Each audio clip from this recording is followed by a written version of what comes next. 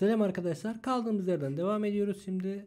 Şimdi öncelikle şöyle bir senaryomuzun olduğunu düşünelim. 10 kişi var. 5 tane soru soracağız ve bu 5 tane sorunun cevaplarını arka arkaya göstermek istiyoruz. Yani elimizde bir sürü 50 tane video var.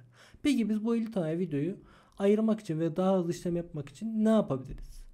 Bunlar için label'lar kullanırız. Mesela her bir kişiye farklı renk atadığımızı düşünsek ya da her soruya farklı bir renk atadığımızı düşünsek otomatikman videoları ve timeline'da bulmamız oldukça kolay olacaktır. Peki biz bunu nasıl yapacağız? Herhangi bir kütüphanede herhangi birine sağ tıklayayım mesela buna. Label deyip violet dediğim zaman gördüğünüz gibi başındaki renk değişti. Ya da brown diyeyim. Gördüğünüz gibi renk değişti. Bunu buraya attığım zaman aynı zamanda gördüğünüz gibi kahverengi ya da bunu attığım zaman pembe. Peki ben bu renkleri değiştirebilir miyim? Değiştirebilirsin. Zaten gördüğünüz gibi Ctrl K ile label'dan değiştirdik. Şimdi bunları hızlıca değiştirmek için ne yapabiliriz? Ctrl Alt K ya tekrar tıklarız. Buraya label deriz. Gördüğümüz gibi tüm renkler burada var. Peki biz bu renklere bir atama yapsak, tıklasak şöyle violete. Evet, violete tıkladık. Şöyle bir defa tıklıyorum. Numlock'tan 1'e basıyorum ben. 2'ye bastım. 3'e bastım.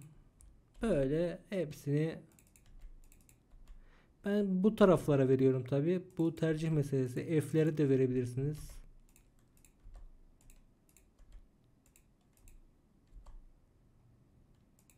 Evet, ben şöyle 8 9 hatta bir tane de 0'a vereyim. Evet, bu şekilde kaydettim. Geldim buna. 0'a bastım. 1'e bastım. 2'ye bastım. 3'e bastım. 4'e bastım. 5'e bastım. Gördüğünüz gibi 6'ya bastım. 6'da bir renk değişimi aynı renkmiş. Bu şekilde gördüğünüz gibi değiştirebiliriz. Tabi aynı şekilde buraya attım. Atayım şöyle. Burada da aynı şekilde basarsam renkleri gördüğünüz gibi değişiyor. Böylelikle videolarınızın, seslerinizin hepsini böyle ayırarak, renklendirerek kullanabilirsiniz. Tabii ki küçük projelerde işinize yaramaz ama büyük projelerde oldukça, yani dediğim gibi 50 tane videoyu düzenlediğinizi düşünün. Oldukça işinize yarayacaktır. Umarım faydalı olmuştur sizin için. Kanalıma abone olup bir like tuşu atarsanız çok sevinirim. Like tuşuna basarsanız çok sevinirim. Hepinize iyi günler.